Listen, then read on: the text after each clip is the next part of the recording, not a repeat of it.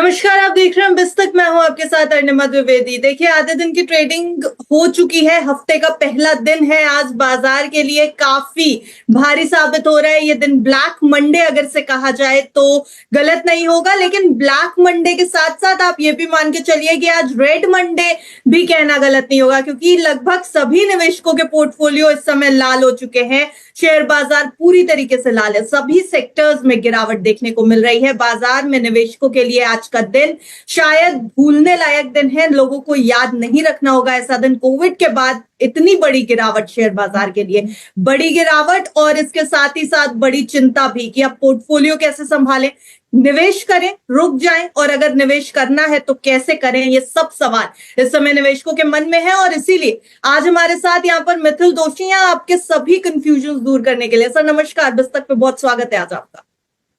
नमस्ते मैम। आपकी वॉइस में सर थोड़ा एक्साइटमेंट कम लग रहा है। मुझे लग रहा है कि बाजार की जो सिचुएशन है उसको देख करके थोड़ा मायूसी झलक रही है आपके भी चेहरे पर। सर, बाजार के ऊपर अगर नजर डालेंगे तो इस समय 1000 अंकों से ज्यादा की निफ्टी में गिरावट देखने को मिल रही है। लगभग 5% के आसपास निफ्टी टूट गया है। निफ्टी बैंक में 4.5% की गिरावट, 2224 अंक टूट गया आज निफ्टी बैंक। 49,278 के लेवल पर कामकाज कर रहा है। फाइनेंशियल सर्विसेज पर नजर डालेंगे तो 4.5% से ज्यादा की गिरावट देखने को मिलेगी। 4.74% की गिरावट, अगर टू बी एग्जैक्ट अगर हम ये बात यहाँ पर करें।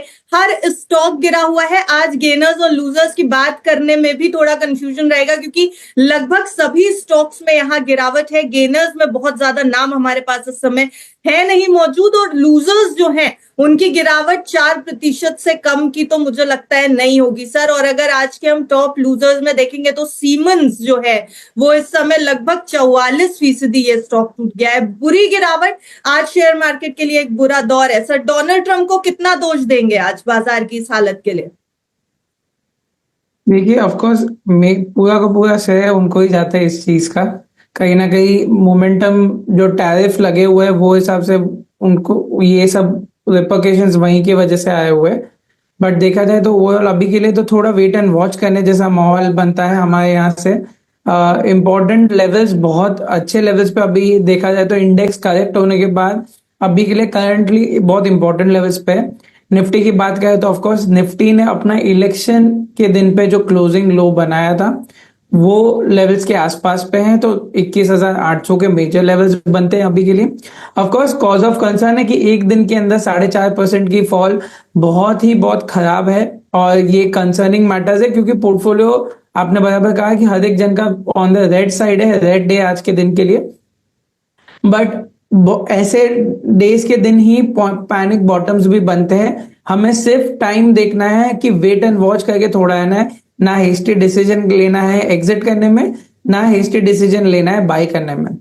तो इंपॉर्टेंट है कि थोड़े दिन के लिए वेट कर लीजिए, मार्केट से थोड़ा बाहर रह सकते हैं। करंट पोर्टफोलियो है, जैसे का जैसा वैसे होल्ड करके रखेंगे तो थोड़ा क्लैरिटी आगे समझ में आएगा। ये ना हो जाए कि घाय घाय में डर में निकाल दिया और फिर बाद में पछतावा कि ये लेवल वापस देखने ना मिले। तो इम्पोर्टेंट यहाँ पे मेरी तरफ से यही राय होगी कि ध्यान से काम करने में ज्यादा बेनिफिट रहेगा हमारे लिए।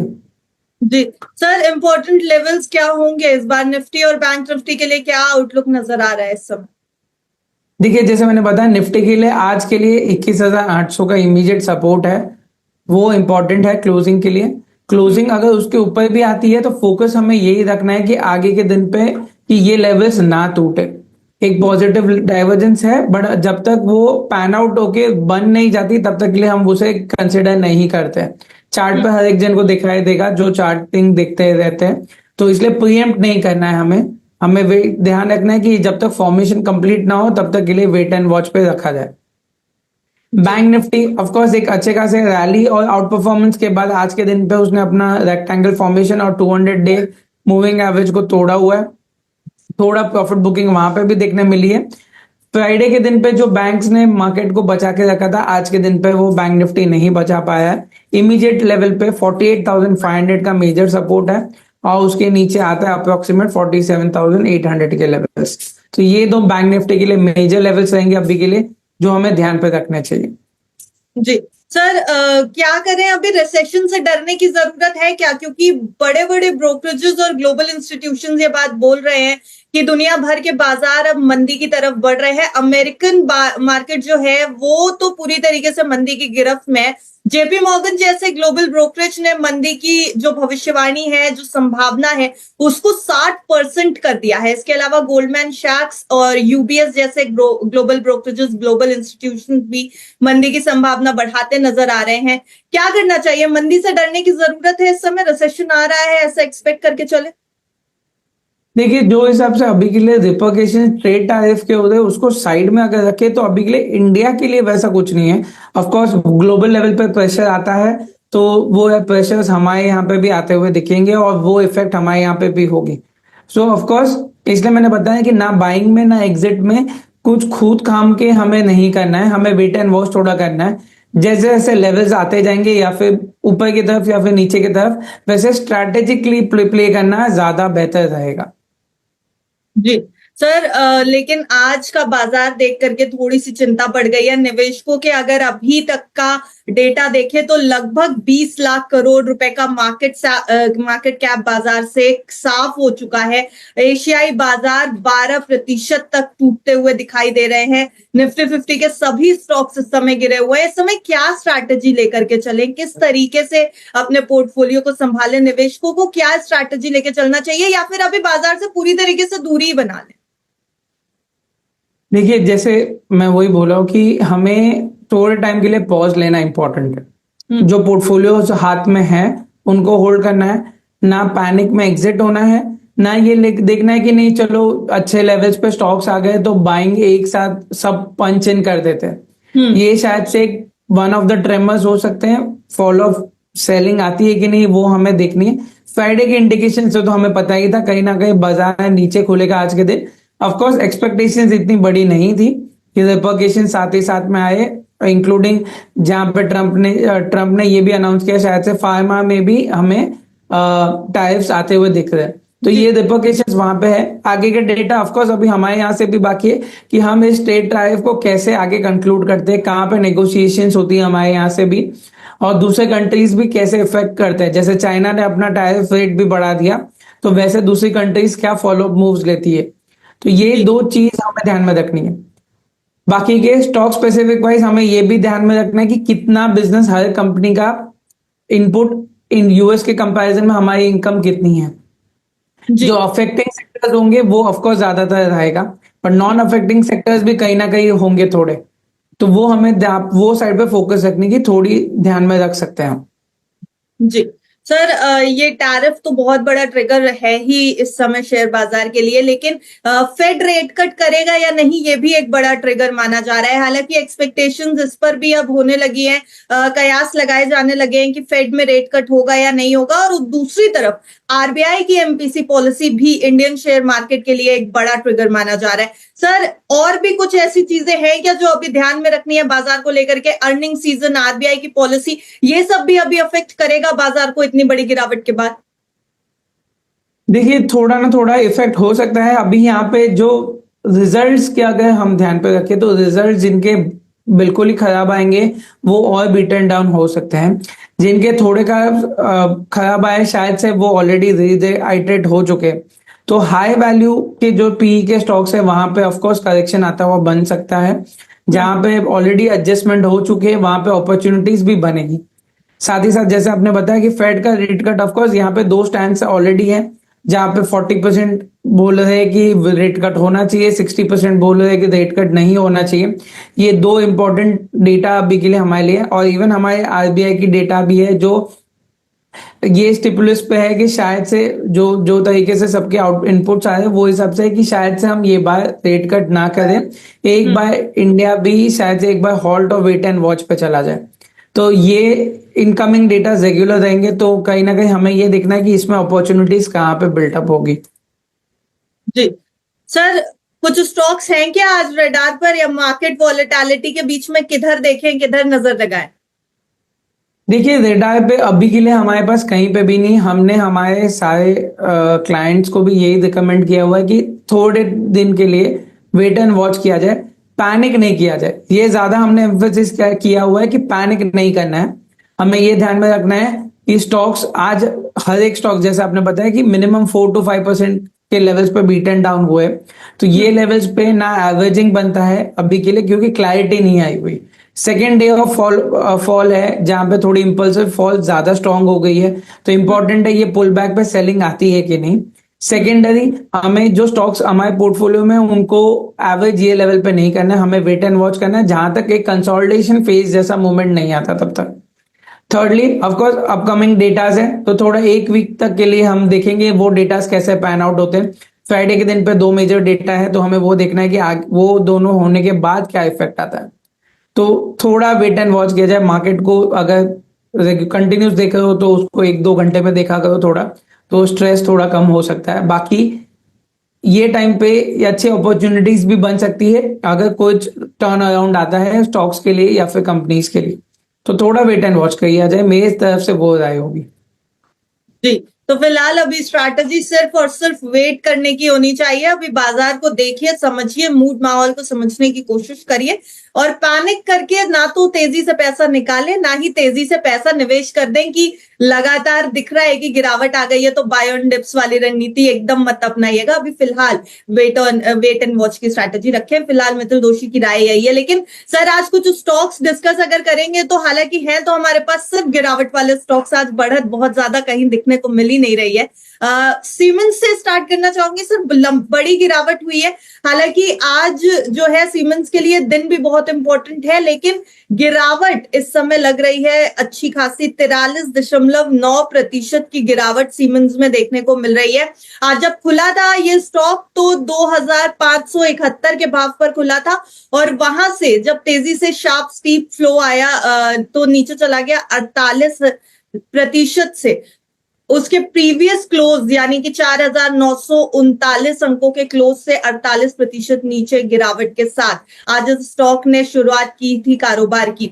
सर, बड़ा दिन है वैसे तो आज बाजार के लिए, और यहाँ पर सीमेंस के लिए भी डीमर्जर की डेट है और आज रिकॉर्ड डेट है, इस वजह से तो नहीं है ये गिरावट, टेम्पररी गिरावट मान के चलें? स्टॉक कैसा लग रहा है? ऑफ कोर्स ये एक टेम्पररी गिरावट है। स्टॉक स्प्लिट की न्यूज है, 3:1 का आई थिंक सो रेशियो है उसका, वो चेक करना है कि एग्जैक्ट कैसे है। आज की date last record day fix day थी, तो कहीं ना कहीं थोड़ा वेट एंड वॉच जब तक क्लैरिटी नहीं आती ये डेटा को लेके, क्योंकि ये स्टॉक अच्छा खासा गिरा हुआ है, तो वो हिसाब से हमें देखना चाहिए।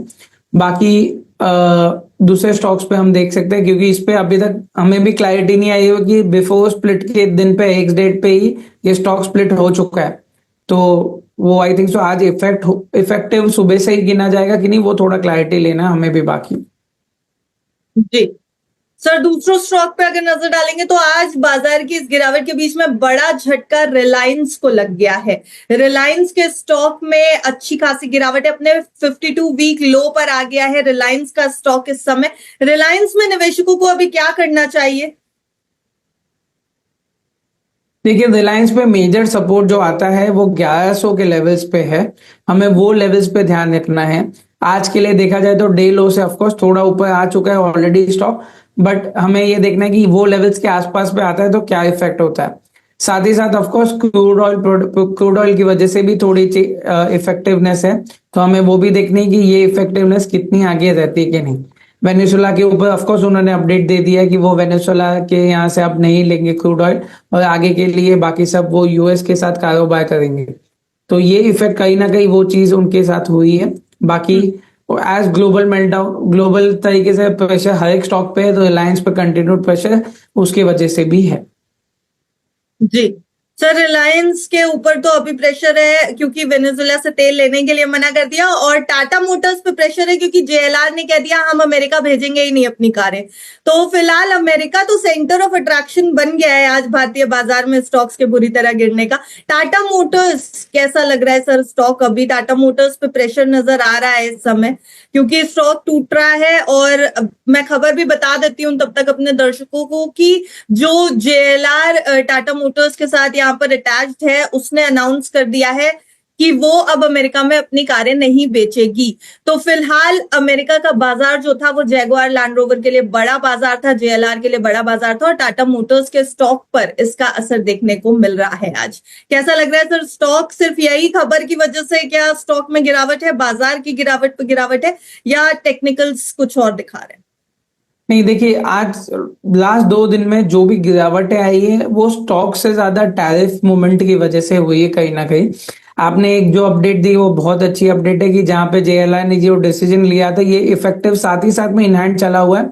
बट देखा जाए तो स्टॉक अपने डे लो से तो आज के लिए पिकअप हो चुका है। तो ध्यान रखना है हमें आगे के levels. Of course business update पे थोड़ा इफेक्ट हो सकता है। साथ ही साथ में उनकी ये भी अपडेट आई थी कि अभी के लिए वो नेट कैश पॉजिटिव अभी के लिए है जेएलआर डिलीवरीज पे। बट आगे की इफेक्ट देखनी है कि Q4 में जो रिटेल सेल्स के डेटा जो उनके आएंगे, जो टैरिफ की वजह से जो नेट फॉल ऑफ आएगा वो कैसा होगा। तो कहीं ना कहीं वो चीज के लिए इंपॉर्टेंट हो सकता है। बाकी के लिए हमें ग्रोथ शायद से नया दिखाई दे अभी के लिए Q4 के क्वार्टर में या फिर Q1 आगे वाले आने जाने के लिए। पर आगे की इंपॉर्टेंट अपडेट रहेगी तो शायद से 3 से 6 महीने के लिए थोड़ा अंडर परफॉर्म और कर सकता है ये स्टॉक टेक्निकली भी। बट अभी देखना है हमें कि ये एक बार टैरिफ के लेवल्स थोड़े टैरिफ का डेटा हो जाए, बाकी सब चीजें थोड़ी कूल ऑफ हो जाए तो ये स्टॉक कैसे रिएक्ट करता है वो इंपॉर्टेंट रहेगा हमारे लिए। जी सर, क्रूड की जो कीमतें हैं, जो अपडेटेड कीमतें, ये एक्सपेक्ट किया जा रहा है कि क्रूड और टूट सकता है, टूटने की जो स्पीड है वो और तेजी से आ सकती है। और हालांकि ये कहीं ना कहीं कुछ चीजों के लिए पॉजिटिव माना जा रहा है, लेकिन चिंता का विषय भी है क्रूड का टूटना। इस समय ऑयल एंड गैस कंपनीज पर असर पड़ता दिखाई देगा क्या? देखिए जो लास्ट वीक में क्रूड की इन्वेंटरी की डेटा आई हुई थी जहां पे उन्होंने ये डाला हुआ था कि ओपेक ने ये डिसीजन लिया कि हम क्रूड ऑयल प्रोडक्शन बढ़ाएंगे क्योंकि उनको अनसर्टेनिटीज लग रही है कि डिमांड की पुल ज्यादा आने के स्ट्रॉन्ग चांसेस है। तो ये चीज की वजह से कहीं ना कहीं सप्लाई ज्यादा होने की वजह से भी ये क्रूड में फॉल हमें देखने मिल रही है क्योंकि प्रोडक्शन बढ़ जाएगा, डिमांड अभी के लिए उतनी नहीं है और प्रोडक्शन ज्यादा आ जाएगा। तो सिंपल डिमांड सप्लाई की वजह से कहीं ना कहीं क्रूड में हम करेक्शन आता हुआ दिख रहा है। और देखा जाए तो क्रूड ने एक अच्छे खासे मेजर सपोर्ट को तोड़ते हुए $65 $64 को तोड़ते हुए इसके अभी $60 के आसपास चल रहा है। तो they are still strong chances. हमें लग रहा है कि 60 58 $55 तक भी हम शायद से क्रूड को आगे के लिए देख सकते हैं। तो ये कहीं ना कहीं crude impact Indian OMC stocks के लिए अच्छा है, बीपीसीएल, हिंदपेट्रो, आईओसी के लिए अच्छा है, पर बाकी के लिए नहीं अच्छा है। तो हमें वो भी देखना है कि आगे के मूव कैसे होंगे और हमें कितनी बेनिफिट होती है एज अ कंट्री जब हमें इंपोर्ट कर रहे हैं। जी सर, कुछ कमेंट्स आए हुए हैं, कुछ स्टॉक्स लोग आपसे पूछना चाहते हैं, हमसे सवाल पूछ रहे हैं। सुधीर जी का पहला कमेंट आया हुआ है श्रीराम फाइनेंस को लेकर के। 488 की बाइंग बता रहे हैं श्रीराम फाइनेंस, और levels to add more for very long term. देखिए अगर आपने 480 के लेवल्स पे ऑलरेडी लिया हुआ है तो भी अभी भी आप प्रॉफिट में चल रहा है। स्टॉक चल रहा है 597 के लेवल्स पे। आज के दिन पे अगर मैं टेक्निकली चार्ट पे सिर्फ देखूं तो इसने 200 डे मूविंग एवरेज आज के दिन पे वापस तोड़ा है। एक बार जब रैली अभी रिसेंट टाइम में हुई थी तो इमीडिएट सपोर्ट आता है 560 के लेवल्स पे। तो अगर आपको होल्ड करना ही है तो मैं तो बताऊंगा कि आपके कॉस्ट के लेवल्स को लेके चलिए और अभी के लिए होल्ड ऑन कीजिए क्योंकि ऑफ कोर्स फाइनेंशियल्स, बैंकिंग, ये दोनों हमें अच्छे ही लग रहे थे कहीं ना कहीं। ऑफ कोर्स ये बाकी सब प्रेशर की वजह से ये स्टॉक्स में फॉल आई हुई है तो थोड़ा वेट एंड वॉच कर सकते हैं। आपके कॉस्ट को ही आपका स्टॉप लॉस लगा के अभी के लिए चाहिए रखिए। एवरेजिंग ये लेवल्स पे जैसे मैंने बताया कि हम अब करंट लेवल्स पे एवरेजिंग नहीं देखेंगे जब तक हमें क्लैरिटी बेस्ड आंसर्स नहीं मिलते। चोला फाइनेंस कैसा लग रहा है सर अभी? स्टॉक 1350 के लेवल पर सुधीर जी की बाइंग है, चोला फाइनेंस। ठीक है, चोला फाइनेंस अपने वेल अच्छे लेवल्स पे है। इमीडिएट सपोर्ट 1400 के लेवल्स पे, 1400 पे इसका 200 डे मूविंग एवरेज भी आता है। तो कहीं ना कहीं ये लेवल्स के आसपास पे ही अभी चल रहा है, 1381 चल रहा है। तो हमें क्लोजिंग का आज का दिन के लिए इंपॉर्टेंट है। नेक्स्ट सपोर्ट इसका आता है 1300 के लेवल्स पे। तो ये सपोर्ट दोनों लेके हमें ध्यान रखना है कि 1300 अभी के लिए 1400 का लेवल क्लोजिंग बेसिस, अगर उसके नीचे भी है क्लोजिंग देता है तो 1300 का मेजर सपोर्ट है। तो वो जो 100 पॉइंट के नीचे आसपास आता है तो बने रहिए स्टॉक पे जब तक क्लैरिटी नहीं आती। अगर बाइंग, अगर आपको रिक्वायरमेंट नहीं है ऐसी कुछ सच, तो नई चीजें मत लीजिए, बट करंट स्टॉक को होल्ड करके रख सकते हैं। जी, ग्रासिम के लिए क्या सलाह होगी सर? 1695 की बाइंग है ग्रासिम।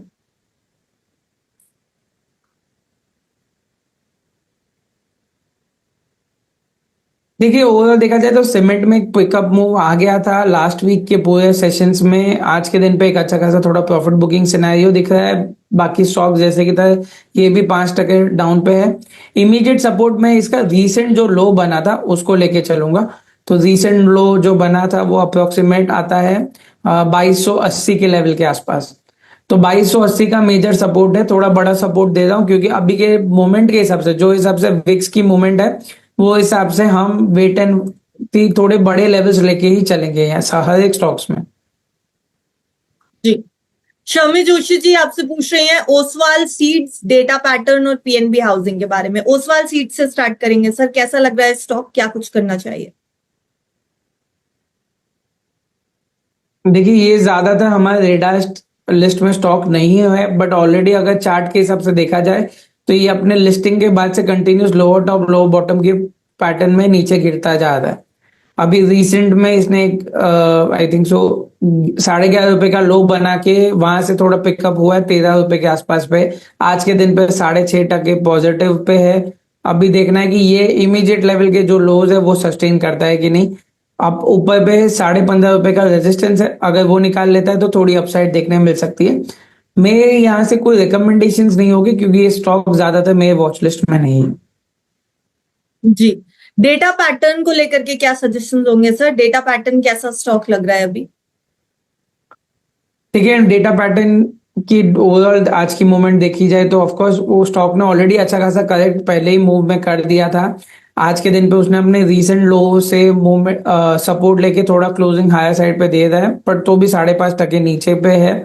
तो हमें ये देखना है कि आगे की मूव कैसी रहेगी इस पे। इसका नेक्स्ट सपोर्ट जो आता है वो 1300 के लेवल्स पे, और 1780-50 पे इसका नेक्स्ट रेजिस्टेंस है हायर साइड पे। जी, पीएनबी हाउसिंग के लिए क्या स्ट्रैटेजी लें अभी? पीएनबी हाउसिंग देखिए लास्ट 2 दिन में पीएनबी हाउसिंग में अच्छी खासी मूव आई थी, लॉन्ग बिल्डआउट्स भी अच्छे खासे हुए थे ये स्टॉक्स पे।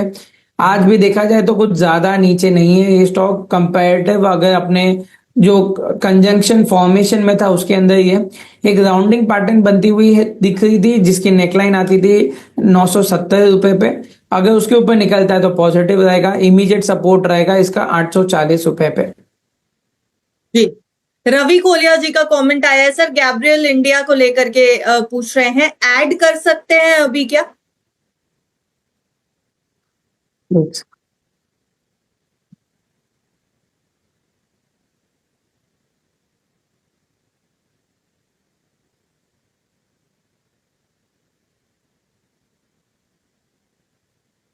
देखिए गैबल के लिए भी सेम, हर एक स्टॉक्स पे यही है आज ऑलमोस्ट। ये भी स्टॉक 8.5% डाउन पे है, अपने 200 मूविंग एवरेज के आसपास है। 450 का सपोर्ट है। तो करंट लेवल्स पे तो मैं बाइंग नहीं बोलूंगा, मैं वेट एंड वॉच करने की राय दूंगा। सपोर्ट को ये ध्यान में रख के चल सकते हो। एचबीएल इंजीनियरिंग रवि कोलिया जी का दूसरा स्टॉक है सर। एचबीएल इंजीनियरिंग कैसा लग रहा है अभी? देखिए स्ट्रक्चर वाइज देखा जाए तो स्टॉक्स में थोड़े करेक्शन मूव रेगुलरली आए थे, लोअर टॉप लो बॉटम फॉर्मेशन है। इस पे एक रेजिस्टेंस हमने लास्ट अपडेट पे भी बताया था कि जब तक 580 इसका जो 570 के लेवल से जो 200 मूविंग एवरेज है वो नहीं निकालता, तब तक बुलिश फॉर्मेशन थोड़ी स्टैग्नेंट हो सकती है। सपोर्ट आता है इसका 400 रुपए पे, तो 400 रुपए के सपोर्ट को लेके चल सकते हैं अभी के लिए। जी, मैज़गॉन डॉक इनका एक और स्टॉक है सर। वैसे आज देखा जाए तो 10% के आसपास तक टूटता हुआ अभी दिख रहा है। 13% तक टूट गया था ये सुबह के कारोबारी सत्र में, और इस समय 10% की गिरावट दिखा रहा है मैज़गॉन डॉक। देखिए इसमें दो चीज थी इंपॉर्टेंट, एक तो ओएफएस भी आने वाला था उस पे, और दूसरा था कि मोमेंटम की वजह से कहीं ना कहीं अपने ऑल टाइम हाई के लेवल्स पे चला था, जहां पे हमने लास्ट टाइम भी अपडेट पे बताया था कि पहली बार ऐसा हुआ है कि एकदम हायर लेवल्स पे गवर्नमेंट ने ओएफएस की ऐलान की गई है। कहीं ना कहीं देखा जाए तो स्ट्रक्चरल वाइज इसने डबल टॉप पैटर्न बनाया हुआ है, वो हिसाब से आज के दिन पे ऑफकोर्स गैप डाउन ने नेगेटिव कंफर्मेशन फर्दर दिया हुआ है। इमीडिएट सपोर्ट आता है 2000 पे, 2000 के बाद हम देखेंगे कि अगर वो टूटता है तो आगे के लेवल्स क्या रहेंगे। जी, जेन टेक्नोलॉजी ऐड कर सकते हैं क्या अभी, कोलिया जी पूछ रहे हैं।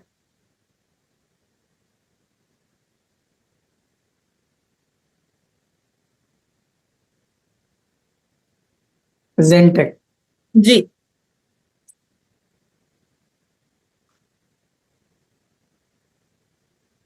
एक सेकंड।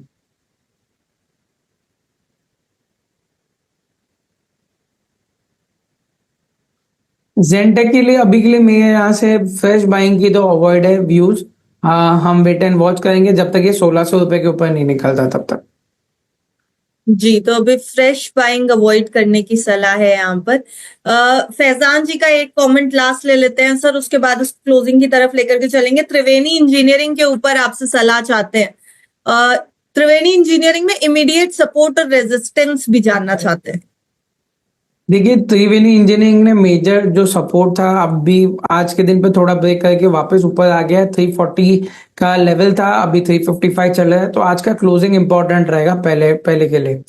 दूसरा इंपॉर्टेंट है, देखा जाए तो ओवरऑल ये स्टॉक अगर वीकली मंथली बेसिस पे देखा जाए तो एक बड़े कंजंक्शन में ही ये चल रहा है। कब से स्टॉक लास्ट 3 महीनों से एक रेंज में चल रहा है, जहां पे हायर साइड इसका आता है 410 रुपए और सपोर्ट आता है 340 रुपए।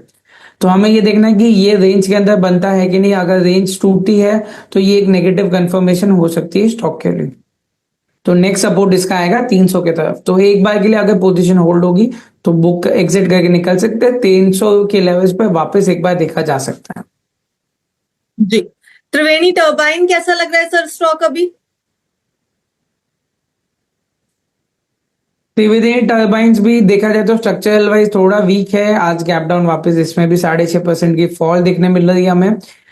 जो इमीडिएट सपोर्ट है वो 460 के लेवल्स के आसपास पे है।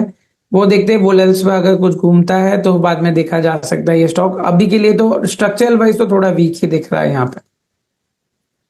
जी, जोमैटो के ऊपर भी आपकी सलाह चाह रहे हैं सर फैजान जी। जोमैटो में क्या कुछ करना चाहिए, इमीडिएट सपोर्ट और रेजिस्टेंस कहां पे बनेगा। देखिए, जोमेटो पे मेजर सपोर्ट 200 का था।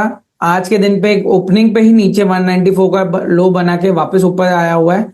तो जब तक 200 के लेवल्स के अगर नहीं रहे, या फिर 198 के लेवल्स का ले सकते हैं हम सपोर्ट। 198 के ऊपर जब तक नीचे क्लोजिंग नहीं होता तब तक के लिए शायद से बीच बीच में हम पुल बैक रैली देख सकते हैं।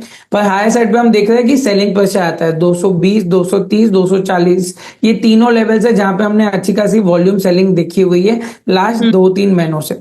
तो इंपॉर्टेंट रहेगा हमारे लिए भी कि ये स्टॉक्स ये आगे फर्दर पैन आउट कैसे होता है। अगर 198 के नीचे क्लोज आता है तो यहाँ के लिए हम एक बार जो लॉन्ग ऑलरेडी थे उनको एक बार एग्जिट होने की राय देंगे। हम बाद में रिव्यू वापस करेंगे क्योंकि ये अच्छा खासा लेवल टूट जाएगा उसके लिए। जी, एक स्टॉक और सर फैजान जी का ले लेते हैं। रामको सीमेंट्स के ऊपर आपसे जानना चाहते हैं, रामको सीमेंट्स में अभी क्या कुछ करना चाहिए। देखिए, सीमेंट पे जैसे मैंने बताया कहीं ना कहीं हर एक सीमेंट स्टॉक्स में कुछ रैली हमें दिख रही थी, हम एक्सपेक्टेशन भी थी। अभी इंपॉर्टेंट यही रहेगा कि अभी इमीडिएट हाई के लेवल जब तक नहीं टूटते तब तक के लिए हम बाइंग अवॉइड करेंगे। इसका 200 डे मूविंग एवरेज 875 के आसपास पे आता है, तो जो अच्छा खासा इमीडिएट सपोर्ट भी है एक राउंडिंग बॉटम फॉर्मेशन का, तो वो लेवल्स को हम लेके चल सकते हैं। हायर साइड पर 960 के लेवल्स के ऊपर निकलेगा तो हम फर्दर पॉजिटिवनेस देख पाएंगे ये स्टॉक पे। जी, तो फिलहाल तो कमेंट्स लगातार आ रहे हैं बट शो थोड़ा वाइंड अप करने का समय हो चला है। लेकिन मित्तल जी, उससे पहले मैं आपसे सेक्टर्स के ऊपर भी थोड़ा सा एक आखिरी सवाल लेना चाहती हूँ। आईटी सेक्टर के ऊपर अगर आज नजर डाले तो 10% से ज्यादा की गिरावट है। मेटल्स टूटे हुए हैं इस समय। फार्मा के ऊपर गिरावट है सर। हालांकि फार्मा के ऊपर गिरावट होना लाजमी है। ट्रंप ने यह ऐलान भी कर दिया है कि टैरिफ तो लगाएंगे, टैरिफ से बाहर नहीं रखा है, और जब टैरिफ लगेगा फार्मा के ऊपर तो झटका लग सकता है सभी देशों को। तो कहीं ना कहीं फार्मा के ऊपर तो ये असर एक्सपेक्टेड था सर। आईटी के ऊपर 10% से ज्यादा की गिरावट आईटी में। देखिए, आईटी भी वही रेडार पे है जहां पे क्लैरिटी नहीं थी। फार्मा और आईटी पे, ये दोनों पे कोई भी नहीं थी। तो अभी के लिए दोनों के ऊपर वो तलवार लटक रही है। हम एक्सपेक्टेशन से कि अगर टैरिफ आया फार्मा के साथ साथ आईटी पे ना आ जाए तो वो रीजन की वजह से एक करेक्शन कंटिन्यूस आ ही रही है पहले से कि सेल ऑफ वो लेवल के यहाँ से हम एफआईआईएस की तरफ से भी देख रहे हैं और डीआईएस के मूवमेंट के यहाँ से भी हम थोड़ी सेलिंग प्रेशर बनती हुई देख रहे हैं। तो अभी के लिए क्योंकि वो दोनों रेडार के बाहर है, तो इसलिए एक बार ये होता है कि स्टॉक्स को एग्जिट कर लेते हैं, फिर क्लैरिटी आने पे वापस देखा जाएगा हर एक स्टॉक्स को। तो थोड़ा इंपॉर्टेंट रहेगा आने वाला हफ्ता, जहां पे अगर और कैसे जब तक ओपनिंग क्लैरिटी नहीं आएगी कि डेटा आने वाले कि नहीं, तब तक लिए ये थोड़ा प्ले ऑफ क्वेश्चन मार्क रहेगा। जी सर, इन्फोसिस, एचसीएल टेक सभी बड़ी कंपनी से अभी क्या दूरी बना के रखे? इन्फोसिस में भी आज 10% से ज्यादा की गिरावट, अकेले इन्फोसिस ही 10% टूटा हुआ है इस समय। यस, इसलिए मैंने बताया कि किसी के अंदर भी आज के दिन पे या फिर आने वाले थोड़े दिन पे जब तक मेजर डेटा क्लियर नहीं होते, फेड आरबीआई पॉलिसी, तब तक के लिए थोड़ा वेट एंड वॉच कर दिया जाए, मार्केट से थोड़ा बाहर हो जाए। पैनिक लेवल्स पे के ऊपर चल रहे, तो हमें ना हिस्ट्री डिसीजन लेने एग्जिट के लिए ना बाइंग के लिए, थोड़ा वेट एंड वॉच कर लेते, कुछ ऊपर नीचे हो सकता है और ज्यादा प्रॉब्लमेटिक ना हो आपके पोर्टफोलियो के लिए। इसलिए हमारे यहाँ से वो रहा है कि थोड़ा बाहर रह के मार्केट को खाली देखिए, एक्शन ना लेंगे वही ज्यादा बेहतर रहेगा थोड़े टाइम के लिए। जी सर, हमारे निवेशक तो एक्शन अभी नहीं लेंगे, घरेलू रिटेल निवेशक भी एक्शन नहीं लेंगे, एफआईआईज तो एक्शन ले रहे हैं। बिकवाली फिर से बढ़ जाएगी सर एफआईआईज की? यस, कहीं ना कहीं हम ये एक्सपेक्टेशन साहब टैरिफ के आने के बाद से कि थोड़ी सेलिंग प्रेशर बन सकती थी, और वो आती हुई दिखी भी हमें, और अभी भी यही एक्सपेक्टेशन है थोड़े, जब तक, क्योंकि ये वर्ल्ड प्ले ऑफ डेटा है पूरा का पूरा, तो of course across the board FIS के यहाँ से बाइंग, थोड़ी प्रॉफिट बुकिंग आनी कंटिन्यू हो सकती है और सेलिंग प्रेशर भी बन सकता है। जी मित्तल जी, आज हमारे साथ आपका जुड़ने का बहुत बहुत शुक्रिया सर। हमारे सभी व्यूअर्स जो इस समय थोड़ा पैनिक सिचुएशन में, उनके क्वेश्चंस एड्रेस करने का भी आपका शुक्रिया। Thank you very much for having me. Thank you.